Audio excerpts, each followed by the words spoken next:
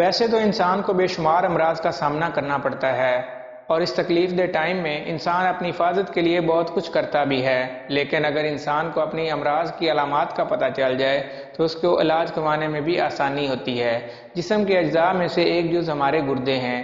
ہماری آج کی ویڈیو گردوں کے امراض کی 6 خاموش علامات کے حوالے سے ہے، تاکہ آپ گردوں کی ان علامات کو جان کر اپنی حفاظت کر سکیں اور اپنے آپ کو صحت مند رکھ سکیں۔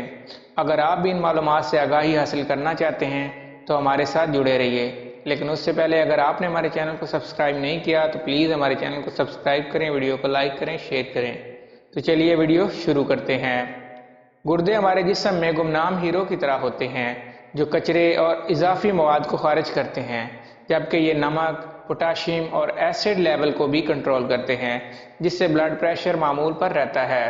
جسم میں وٹامن ڈی کی مقدار بڑھتی ہے اور خون کی سرخ خلیات بھی متوازن سطح پر رہتے ہیں، مگر گردوں کے امراض کافی تکلیف دہ اور جان لیوا بھی ثابت ہو سکتے ہیں۔ گردوں کو ہونے والے نقصان کی علامات کافی واضح ہوتی ہیں، تاہم لوگ جب تک ان پر توجہ دیتے ہیں اس وقت تک بہت زیادہ نقصان ہو چکا ہوتا ہے۔ کئی بار گردے لگ بھگ ختم ہونے والے ہوتے ہیں تو بھی علامات سامنے نہیں آتی، تو اس سے بچنے کے لیے بلڈ شوگر اور بلڈ پریشر کو کنٹرول میں رکھنا سب سے بہترین حفاظتی تدبیر ہے۔ تاہم گردوں کے امراض کی خاموش علامات کو جان لینا بھی زندگی بچانے کا باعث بن سکتا ہے، جن کے سامنے آتے ہی ڈاکٹر سے رجوع کرنا چاہیے۔ گردوں کا کام جسم سے کچرے کو سیال شکل یا پیشاب کی شکل میں خارج کرنا ہوتا ہے۔ اگر گردوں کے افعال سست یا کام نہ کریں تو یہ سیال جسم میں جمع ہونے لگتا ہے، جس کے نتیجے میں جسم کے کچھ حصوں جیسے پیروں میں سوجن مستقل رہنے لگتی ہے۔ پیشاب کم آنا۔ گردے بیشتر کچرا پیشاب کی شکل میں خارج کرتے ہیں، اور اگر اس عضو میں مسئلہ ہو تو معمول کے مطابق پیشاب کم آنے لگتا ہے، جو گردوں میں گڑبڑ کی علامت ہو سکتی ہے۔ بہت زیادہ تھکاوٹ یا غنودگی۔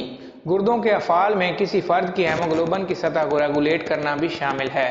جب یہ عمل متاثر ہوتا ہے تو خون کی کمی ہوتی ہے، جس کے نتیجے میں جسمانی توانائی کم ہوتی ہے اور آپ ہر وقت بہت زیادہ تھکاوٹ یا غنودگی محسوس کرتے ہیں۔